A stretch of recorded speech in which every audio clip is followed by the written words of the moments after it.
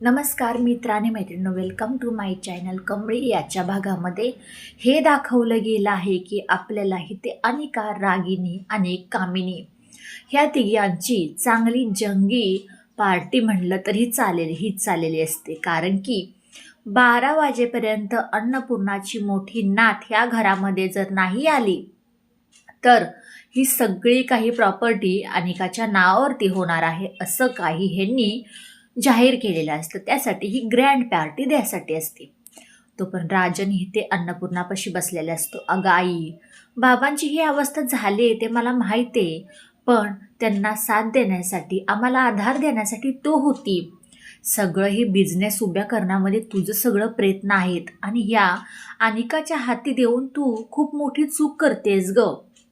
आणि हे सांभाळण्यासाठी तू पहिल्यासारखी मला हवे. उठ अगं, एवढं तू आतंक कशाला करते? तुझी मोठी नात येईल ना, आणि तू जर अशी अंथरुणावरती जर पडून राहिलीस तर कसं व्हायचं?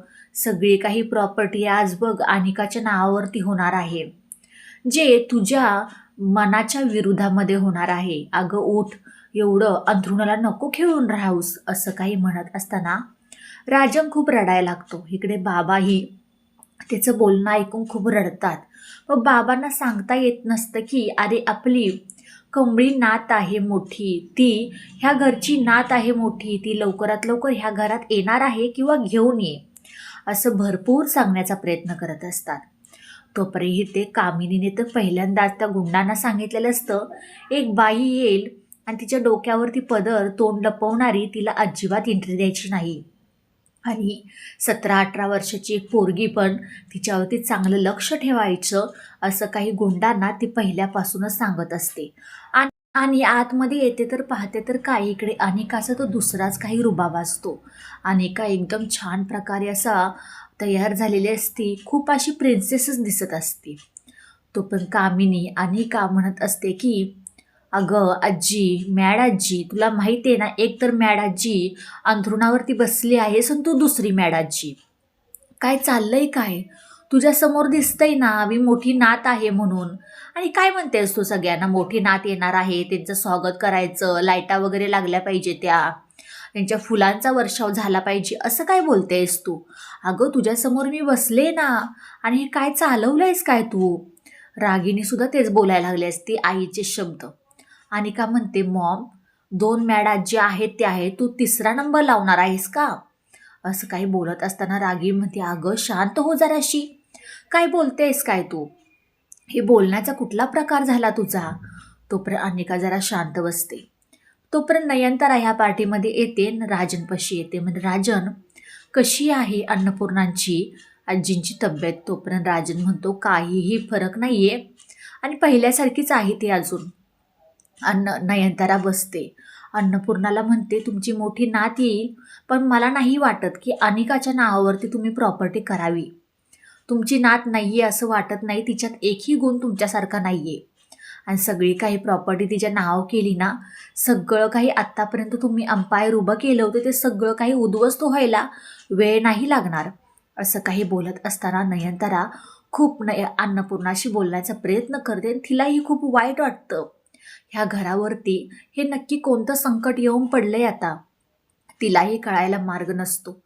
पण काय करणार? राजनला म्हणते, तुम्ही जावा बाहेर, सगळे काही माणसं आलेत, पाहुणी मंडळी आले, त्यांना भेटा, बोला, जावा, मी अन्नपूर्णा आजींपाशी आहे. तोपर्यंत ते खाली राजन जातो आणि म्हणतो की काय चाललंय काय तुमचं? वकिलांना कशाला बोलवलं आहे? कामिनी म्हणते, अरे 12च्या नंतरनं जर मोठी नात म्हणजे मोठी मुलगी तुझी आली नाही तर डायरेक्ट सगळं आपण अनिकाच्या नावावरती करून घेऊया ना, कशाला रिस्क घ्यायची? राजन आपला शांत बसतो. काही न बोलता ह्यांचा सगळा काही तमाशा हा पाहत राहतो उघड्या डोळ्यांनी. तोपर्यंत इकडे सगळे ढोल ताशांचा आवाज यायला लागतो.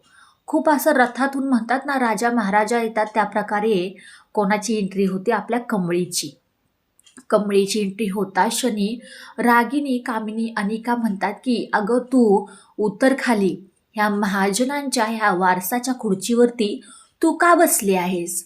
ह्याच्यावरती मोठी नात बसली पाहिजे. कमळी म्हणते, अहो मला माहिती आहे या वारसाच्या खुर्चीवरती नेमका माणूस बसलाय ती म्हणजे मीच आहे, कमळी राजन महाजन.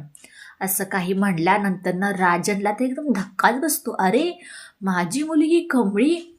मी अनपेक्षित म्हणजे आशाही केली नव्हती की माझी मुलगी ही आहे म्हणून. कामिनीची तर बोबडीच बोलते.